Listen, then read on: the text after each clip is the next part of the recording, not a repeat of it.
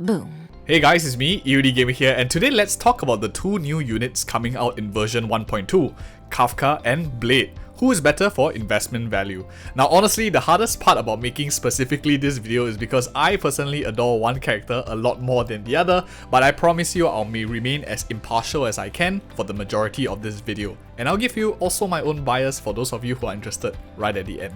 Whenever we look at the value of anything and ask ourselves whether we want to buy something or not to buy, the most natural question really is, what can this do for me right now? And this is where we come to our first section here of current value. To start off simply, Blade is a wind DPS and Kafka is of the lightning type. Both of them currently has like a same element harmony unit to help them currently in the game. For example, Tingyun for lightning as well as Bronya for wind. The reason why same type matters more in version currently as we speak in version 1.1.2 is because of the light cone planetary rendezvous, which gives like same type elemental buffing. Kafka is a nihility character while Blade is a destruction character. And honestly, out of the two, Destruction has a free 5-star light cone from the Herta shop, but Kafka has a free 4-star pretty good one from the Memory of Chaos shop called Fermata. Blade without the 5-star stats on it would likely want to use maybe a Secret Vow, the light cone with Arlen's picture on it, and from a gearing perspective, Kafka does seem less conditional to gear since she's able to, for example, use something that you can just get from the Memory of Chaos shop. Although for the record, what I want to say is I don't think Fall of the Aeon, the Herta shop light cone is very amazing for Blade either, but stats are stats and it is free to play, so that is just something to consider. We'll be doing more in-depth guides on build guides once the characters go live as well. And next up, after elements and class, the part that is less obvious is playstyle. Kafka has a preference for damage over time and break, while Blade is an independent DPS. For most players going into version 1.2, likely you won't have too many DOT units like Serval or Sampo build.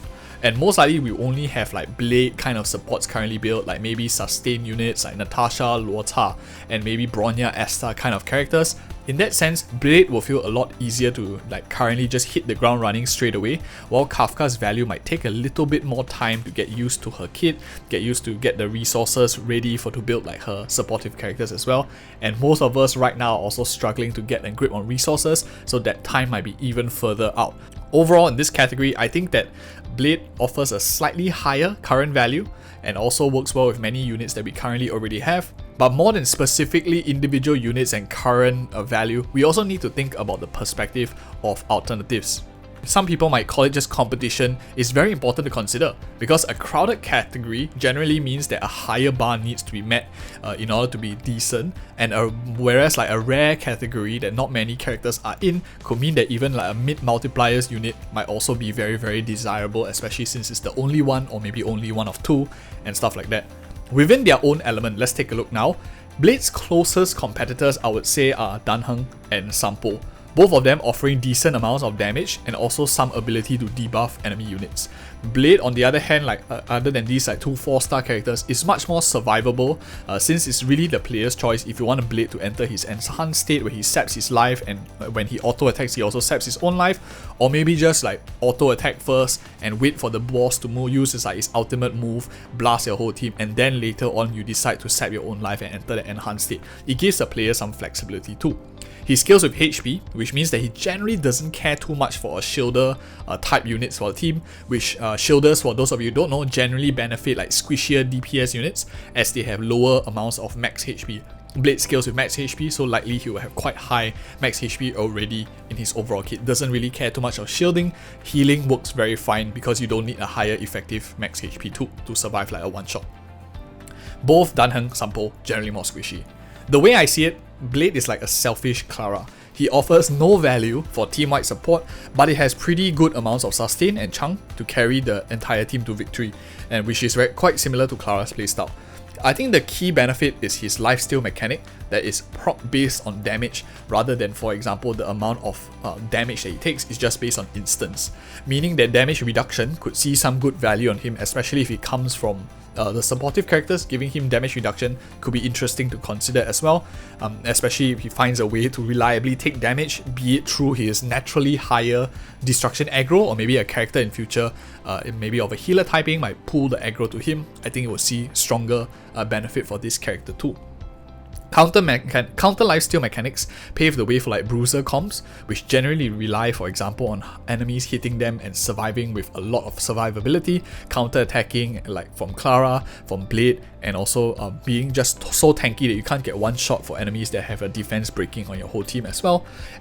But that's enough for Blade. Let's talk about Kafka right now. And Kafka, when thought of as like a purely damage over time unit, has actually quite little competition in a category that hasn't even been popularized yet.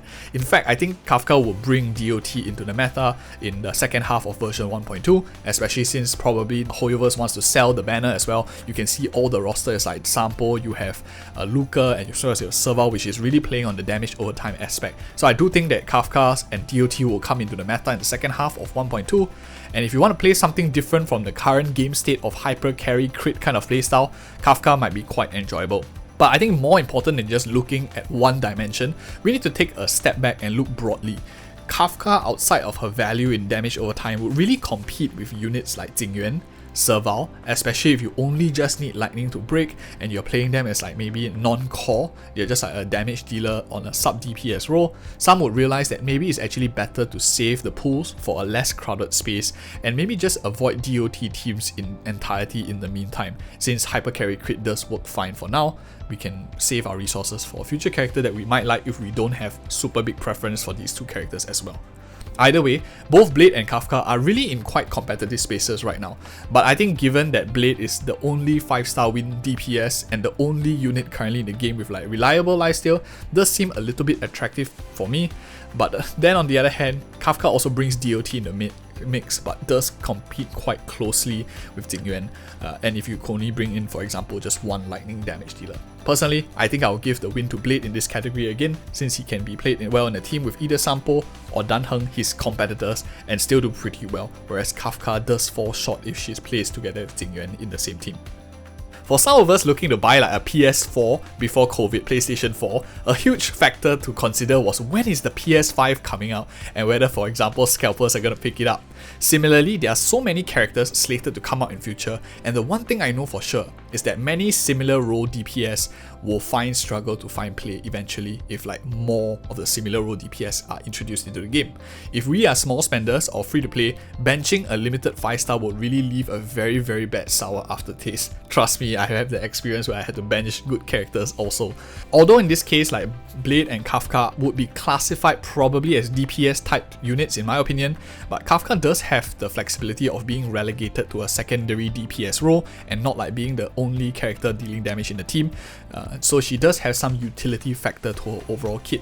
Blade on the other hand is really just like relentless damage and unga bunga.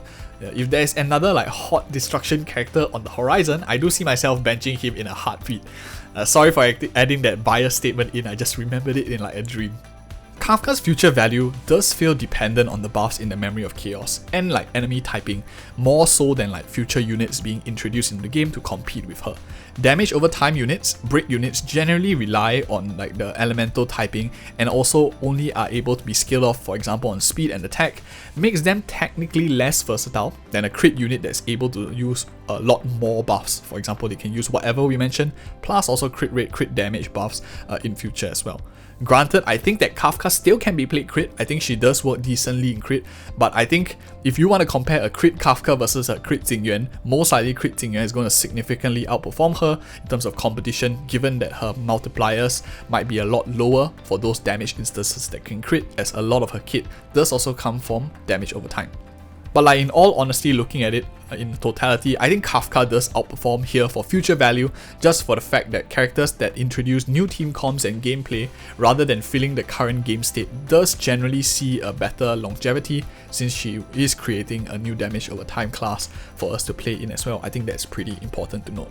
I think in the last category of reliance on pay to win, or really like funding requirements, we want to talk about how good a unit is without like spending more money to get maybe their Eidolons, their signature light cone as well. It's very important because the discrepancy between like a free to play just base E0 and anything else does make a difference in how we feel and whether characters are good investment or do you need to pump in a lot more resources to get them like actually decent and functional. Without explaining more on the light cone stats as well as multipliers, I am aware aware of them, but I just don't want to talk about leaks on this channel as it's against the terms of use.